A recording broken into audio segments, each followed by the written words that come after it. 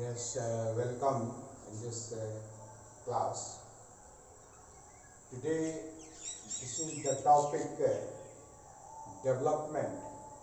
We have already discussed in previous classes, but some students have told me that please, it will be better to explain again. So, today I will like to discuss about development.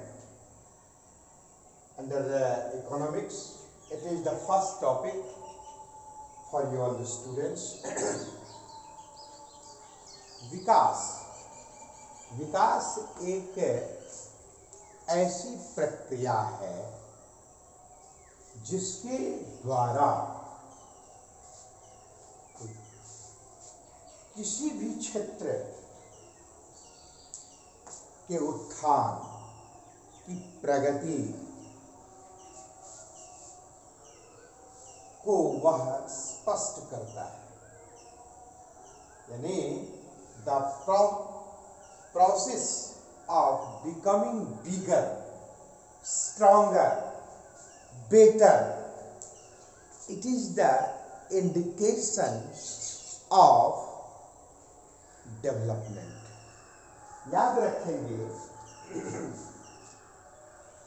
सभी क्षेत्रों की प्रगति, सभी क्षेत्रों की प्रगति का संयुक्त योग को ही हम विकास के रूप में जानते हैं। बच्चे आपस में भी बातचीत करते रहे, बहुत विकास किया। क्या विकास किया? विकास से तात्पर्य, लोगों की अवधारणा ऐसी बनी हुई है कि विकास से तात्पर्य उनकी प्रगति से, उनके उत्थान से, उनके हायर, स्ट्रॉन्गर, बेटर स्टेजेस से है। तो अब प्रश्न उठता है, ये डेवलपमेंट कौन चीज का? डेवलपमेंट प्रत्येक क्षेत्र का होता है। अब जैसे बच्चे, छोटे बच्चे होते हैं, धीरे धीरे फिजिकली वो डेवलप होते हैं, बड़े होते हैं, एक तो इस रूप में होता है। इसलिए डेवलपमेंट को उसी प्रकार से इकोनॉमिक को हम यदि ले लें तो उसमें भी प्रगति होती है, विकास होता है। देश के बारे में लें तो उसमें भी उसी प्रकार की बात होती है।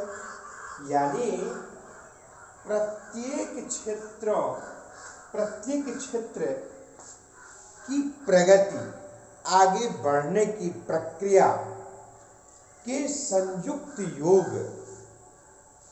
के कुल सराउंडिंग्स को, यदि टोटल को हम एक रूप में बोलते हैं तो उसको हम लोग डेवलपमेंट बोलते हैं। Development is a process that creates growth, progress, positive changes or the addition of physical, economic, environmental, social and demographic components। तो इस तरह से देखने से स्पष्ट हो जाता है, परिभाषा से भी स्पष्ट होता है, प्रत्येक क्षेत्र में बेटर स्टेजेस और पोजीशन को हम विकास का क्रम मानते हैं। और यानी उसके संयुक्त रूप को यदि हम एक साथ बोलना चाहें तो डेवलपमेंट बोल देते हैं, विकास बोल देते हैं। अब है कि विकास को हम कैसे जानें, कैसे मापें? तो इसके लिए कुछ सामान्य सा कॉन्सेप्ट होता है आम लोगों में। आप किसी को देखने से स्वतः अनुमान लगा लेते हैं कि वास्तव में यह व्यक्ति धनी मानी है, मतलब he belongs to prosperous family. केवल आप देख लेने मात्र से। क्यों?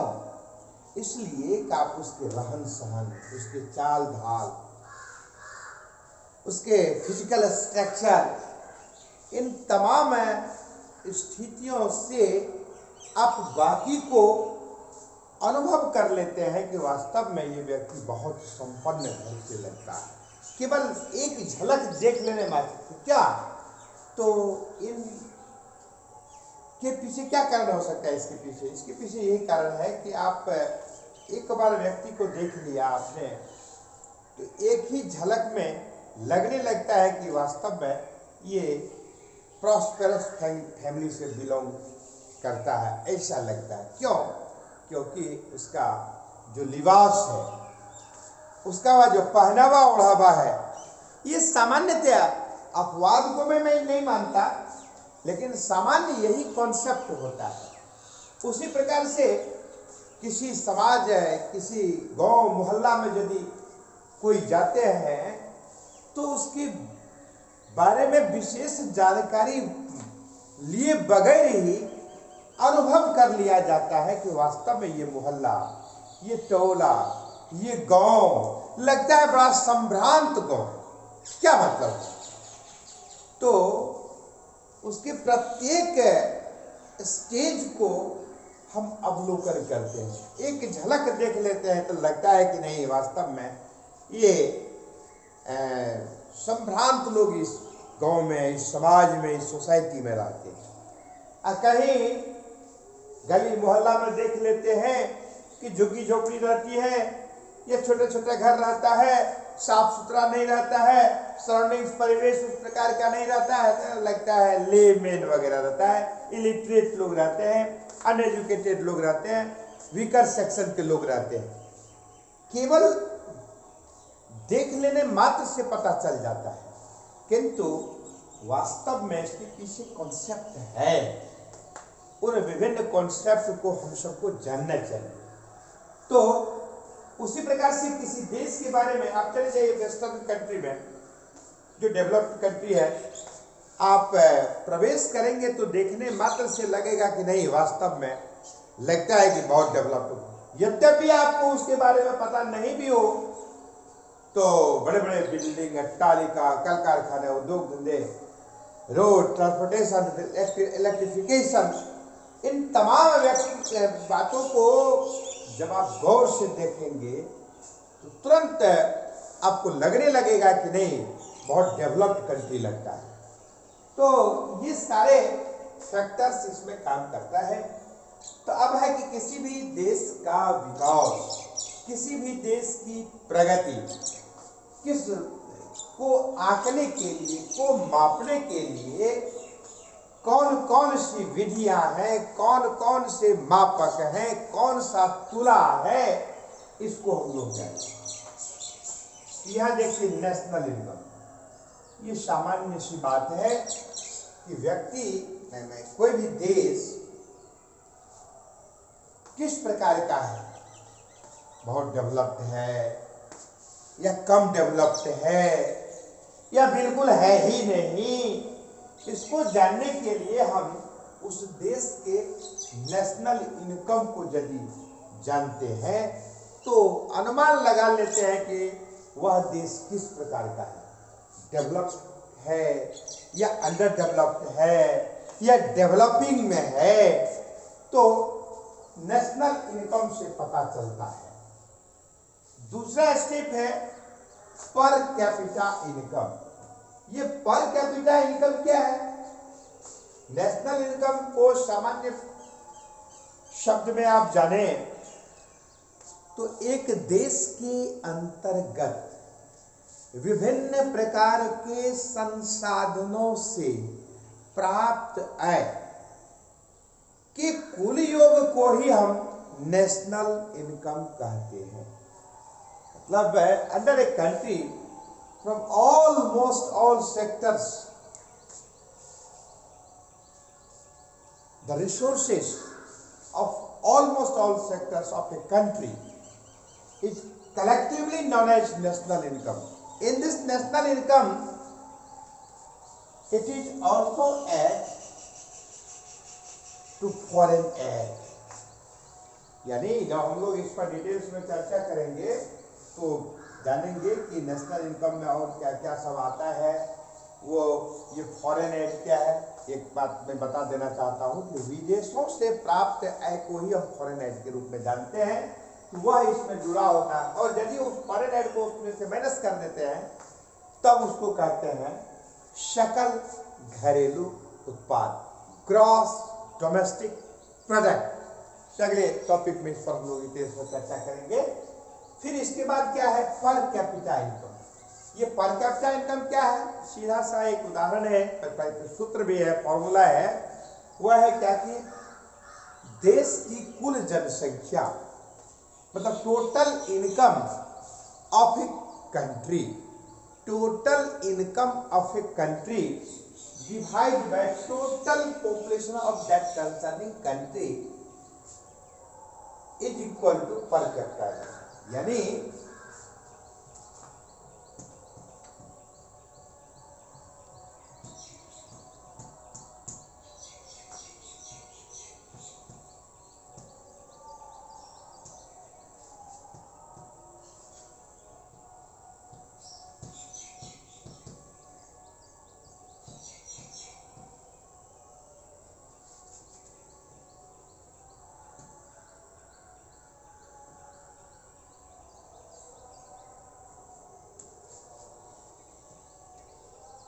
यह आसान सा फॉर्मूला है।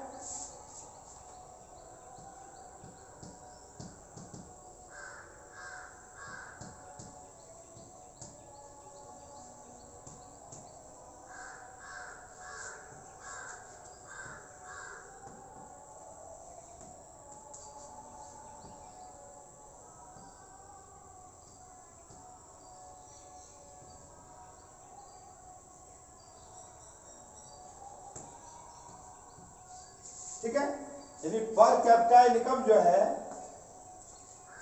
बराबर total income of a country. कोई भी कंट्री का हमको यदि पर कैपिटा इनकम जाना है तो उसके लिए फॉर्मूला है total income of that country divide by total population of that concerning a concern country. यानी एक राष्ट्र का यदि प्रति व्यक्ति है, इसको हम लोग हिंदी में कहते हैं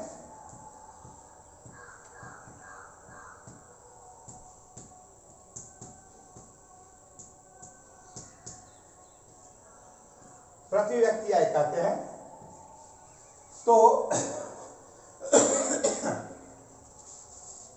total income of a country divide by total population of that concerning country बराबर, यानी जो इनकम, मान लीजिए आप इसको एग्जाम्पल देकर बता सकते, मान लीजिए 10 करोड़ इनकम है किसी देश का, और उसमें उस देश की आबादी यदि 50 लाख है तो उससे हम डिवाइड कर देंगे, जो भागफल आएगा वही उसका प्रति व्यक्ति आय कहलाता है, पर कैपिटा इनकम कहलाता है।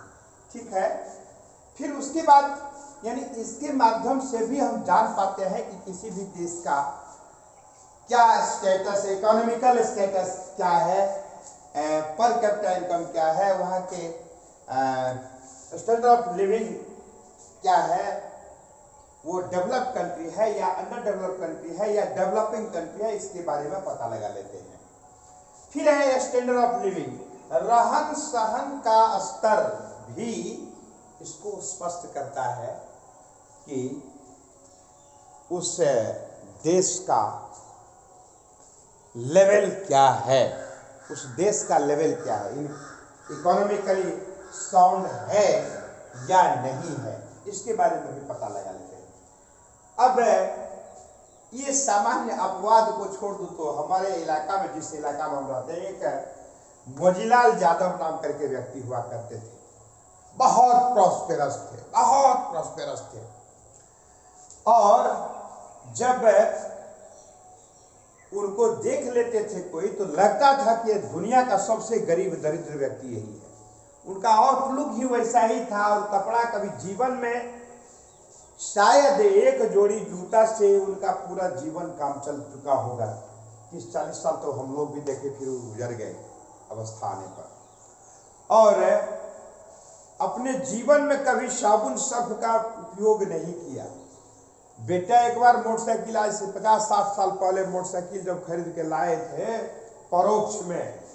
तो जब पिताजी को ज्ञात हुआ कि दरवाजा पर नई गाड़ी, उसको उस समय में कहते थे हवाई गाड़ी, तो कहा गया कि भाई पता किया गया कि भाई कहाँ से गाड़ी आई। तब तक में बेटा भीतर में ही थे, उनको पता नहीं था कि इतने जल्दी पिताजी कहीं बाहर से लौट के आ जाएंगे। तो उनके नौकरों ने कहा कि मालिक, अपने फल्ला बाबू ने खरीदा है, उनका बेटा का नाम बता कर।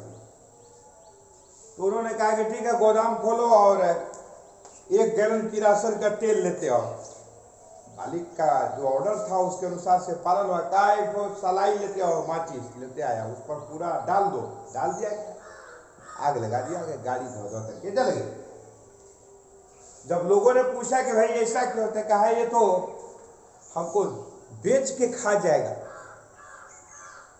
कि पैदल भी जा करके, साइकिल भी जा करके काम चला सकते थे, हवाई गाड़ी खरीदने की क्या जरूरत है, नहीं मोटरसाइकिल, बाइक।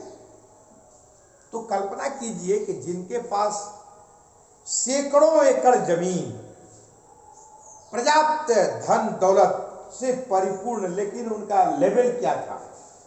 ये 10-20 लाख या 50 लाख में इस प्रकार का एग्जाम्पल देखने को मिलेगा। तो इसीलिए मैंने कहा ये अपवाद है। याद है कि जब ब्रिटिश लोग यहाँ से भागने लगा, उनको देश को छोड़ना पड़ा, भारतीयों के शौर्य को देख करके, संगठन को देख करके, एकता को देख करके, तो बड़ी बड़ी कोठियां होती थी जिसमें अंग्रेज अधिकारी अफसर रहा करते थे। याद है उन्होंने क्या किया था। तो जब मैल कुचेल वक्त में कहा कि हुजूर को पता चला है कि हुजूर अब हवेली को बेचना चाहते हैं, तो उनको देखने के बाद उस अंग्रेज को हंसी आ गई। कहा कि तुम खरीदेगा? कहा जी हुजूर, यदि आपकी इच्छा होगी, देना चाहेंगे तो हम लेंगे। तो कहा तुम खरीदेगा तो चलो है, तुमको 50,000 रुपया मैं ही दे दूंगा, जबकि करोड़ों का था। वो धोती पहनते थे, वो भी ठेंगुना पर से, वो भी बिल्कुल गंदा होते होते जो धोती एकदम पीला पड़ जाता है, उस प्रकार का धोती पहनते थे। वह ढेका वो ऐसे करके खोल करके दिखा दिए कि जितना पैसा है आप 50,000 उसमें से ले लीजिए, बाकी छोड़ दीजिए। अंग्रेज भी हैरत में पड़ गए थे। वो आज भी लाल कोठी के नाम से जाना जाता है हम लोग के इलाके में, अररिया डिस्ट्रिक्ट में, और उन्हीं का उस दिन से वो हो गया। तो ये अपवाद है, लेकिन सामान्य स्थिति यही है कि स्टैंडर्ड ऑफ लिविंग जो है वो भी स्पष्ट करता है व्यक्ति का, समाज का, परिवार का, राष्ट्र का क्या स्टेटस है, इकोनॉमिकल स्टेटस क्या है, उससे भी पता चलता है। फिर कंजम्पशन लेवल, उपभोग का स्तर भी से स्पष्ट होता है कि व्यक्ति का क्या इकोनॉमिकल स्टेटस है। तो इस प्रकार से हम डेवलपमेंट के बारे में इस रूप में जानते हैं क्या, और इसके लिए विभिन्न मेथड्स हैं। मैंने नेशनल इनकम के बारे में कहा, पर कैपिटा इनकम के बारे में कहा, स्टैंडर्ड ऑफ लिविंग के बारे में, फिर कंजम्पशन लेवल के बारे में, फिर और भी ढेर सारे ऐसे स्टेप्स हैं जिसके माध्यम से किसी भी राष्ट्र के विकास के लिए वह आसानी से लोग अनुभव कर लेते हैं कि वो राष्ट्र का क्या लेवल है, वो डेवलप्ड है या अंडर डेवलप्ड है या डेवलपिंग कंट्री के रूप में है। तो आज की कक्षा में इतना है। अगले दिन हम लोग चर्चा करेंगे कि विकास के आधार पर, according to the basis of development, how many types of economy in the world, यानी विश्व के स्तर पर, यानी संपूर्ण विश्व में विकास के स्तर पर, देश विकास के स्तर पर कितने श्रेणियों में विश्व को बांटा गया है, इस पर चर्चा करेंगे। अब आग्रह करेंगे कि बीच में कोई कंफ्यूजन नहीं होना चाहिए आपको, यदि हो भी तो आप प्रश्न कर लेंगे, दोबारा फिर बोलने के लिए नहीं कहेंगे, क्योंकि आगे भी बढ़ना भी है। तो आज की कक्षा में इतना ही, धन्यवाद।